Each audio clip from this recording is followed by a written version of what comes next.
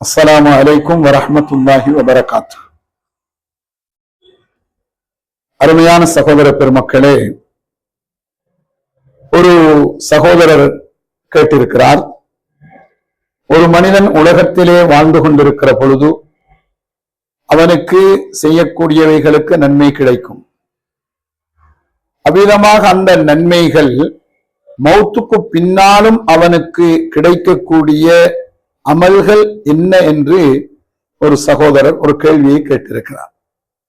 உலகத்திலே வாழக்கூடிய நமக்கு அன்றாடம் செய்கிற அமல்களுக்கு அல்லாஹ் நன்மைகளை தருகிறான். ஆனால் சில நன்மைகள் இருக்கின்றன, இங்கே நன்மை கிடைத்தும் அது மட்டுமல்லாமல் மரணத்துக்கு பின்னாலும் அவருக்கு தொடர்ந்து நன்மைகள் கிடைத்து கொண்டிருக்கும். அதனுடைய அவைகள் எது என்ற கேள்விதான் இங்கே வந்திருக்கிறது. உண்மையிலே இவற்றையும் தெரிந்து கொள்ள வேண்டும் நாம். ஏனென்றால் நாம் ஒவ்வொருவருமே நன்மையின் பக்கம் ஆர்வம் உள்ளவர்களாக இருக்க வேண்டும். இப்போது இந்த கேள்வி நன்மை உலகத்தில் இருக்கிற நேரத்தில் மட்டுமல்ல, மௌத்துக்கு பின்னாலும் நன்மை வந்து சேர்வதற்குரிய, அதாவது நிரந்தரமான ஒரு நன்மையை செய்துவிட்டு செல்வதற்கு ஆர்வம் உள்ளவர்களுக்கு இப்படியான கேள்விகள் பிறக்கும். உண்மையிலே அருமையான ஒரு கேள்விதான். இந்த இடத்திலே பெருமானார் ஸல்லல்லாஹு அலைஹி வஸல்லம் அவர்கள் சொல்லித்தந்த ஒரு ஹதீஸையே உங்களுக்கு நான் அதற்கு விளக்கமாக சொல்கிறேன். சபூன் யஜ்ரி லில் அப்தி அஜ்ருஹுன்ன வஹுவ ஃபீ கப்ரிஹி பஅத மௌத்திஹி. இந்த இடத்தில் சொல்லப்படுகிறது, 7 நபர்களுக்கு அவர்களுடைய மௌத்துக்கு பின்னால் அவர்களுடைய கபருக்கு நன்மை போய்க் கொண்டிருக்கும். அந்த 7 நபர்களும் இவர்கள்தான். 7 விடயம் இங்கே குறிப்பிட்டு சொல்லப்படுகிறது. நீங்கள் தொழுதால் அந்த தொழுகை தொழுதற்கு மட்டும்தான் உங்களுக்கு கிடைக்கும். நீங்கள் நோன்பு பிடித்தால் அந்த நோன்புக்கு மட்டும்தான் உங்களுக்கு கிடைக்கும். இப்போது இங்கே சொல்லப்படக்கூடிய 7 நபர்களுடைய செய்தி, அந்த மனிதன் இந்த உலகத்தில் செய்த பொழுதும் நன்மை கிடைக்கும், மௌத்துக்கு பின்னால் அவன் கபரிலே இருக்கிற பொழுதும் நன்மை கிடைக்கும். அப்படியானால் இது ஒரு மிக முக்கியமான ஒரு விடயமாகத்தான் இருக்கும். ஆகையினால் கவனம் எடுத்து நீங்கள் கேளுங்கள்.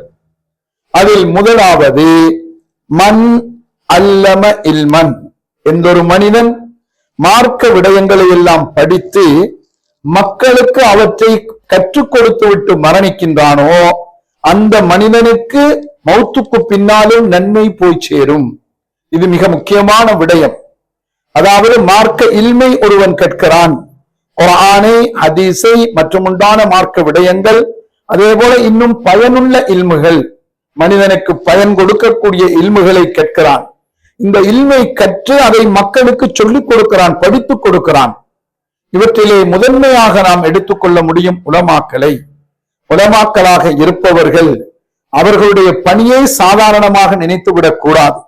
அவர்களுடைய இந்த பணி, அவர்கள் குர்ஆன் ஓதி கொடுப்பதாக இருக்கலாம், அல்லது ஒரு பயான் செய்வதாக இருக்கலாம், ஒரு ஹுத்பா ஓதுவதாக இருக்கலாம், அல்லது ஒரு மதரசாவிலே பாடங்கள் நடத்துவதாக இருக்கலாம். இவ்விதமாக கல்வி பணிகள் செய்யக்கூடிய அந்த உலமாக்களுடைய பணி, ஆசிரியர் பெருமக்களுடைய பணி, அவர்களை சாதாரணமாக இடைபோட்டு விடக் கூடாது. இங்கேயும் நன்மை கிடைப்பதுடன் மௌத்துக்கு பின்னாலும் நன்மை கிடைக்கிறது. ஆனால் இன்றைக்கு உலமாக்களுடைய பணியை மிக அற்பமாகத்தான் எங்களது மக்கள் கருதுகிறார்கள். ஏதோ போன்றுதான் நினைத்துக் கொண்டிருக்கிறார்கள்.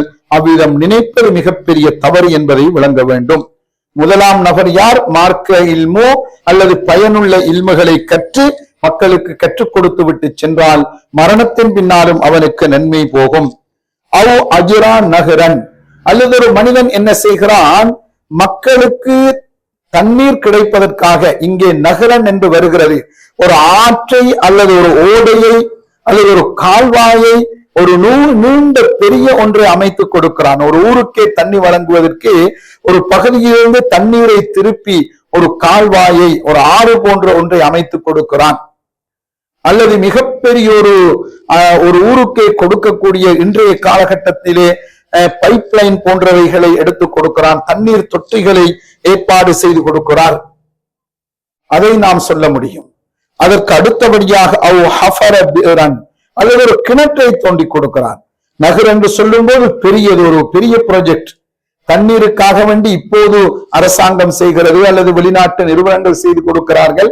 பெரிய ஒரு பிரதேசத்துக்கே தண்ணீர் வழங்குவதற்குரிய ஆறு, ஓடை அல்லது பைப்பு இது போன்றவற்றை செய்து கொடுப்பது. அதுக்கு அடுத்தபடியாக ஹஃப்ரன் அல்லது ஒரு கிணற்றை தோன்றுகிறான். ஒருவர் ஒரு கிணற்றை தோண்டி அந்த கிணற்றிலே தண்ணீரை மக்கள் பயன்படட்டும் என்று கொடுக்கிற பொழுது அந்த மனிதனுக்கு அதனுடைய நன்மை போய் சேரும்.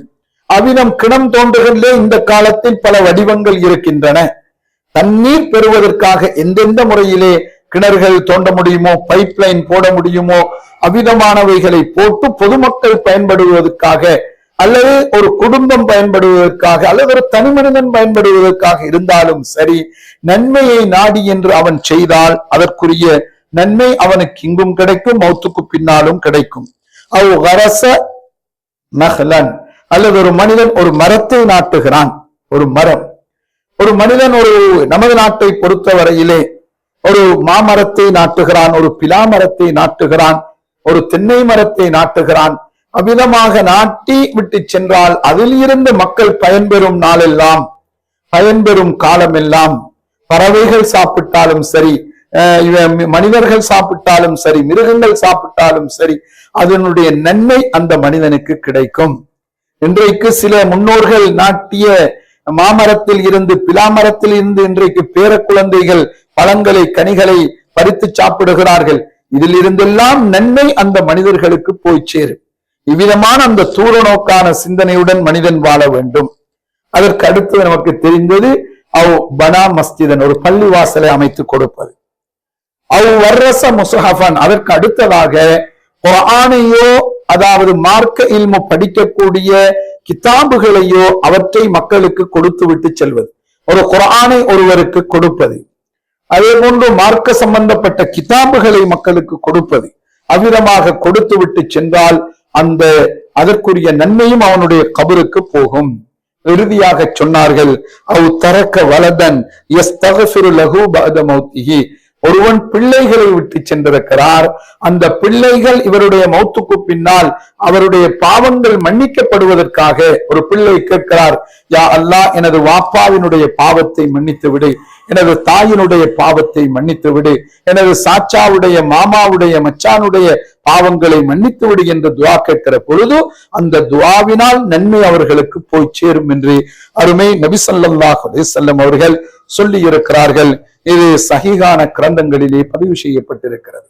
அருமையான சகோதர பெருமக்களே, உலகத்திலும் நன்மை செய்வோம், மறுமைக்கும் அதை தொடராக அமைத்துக் கொள்வதற்கு இதை நாம் நினைவில் வைத்துக் கொள்வோம்.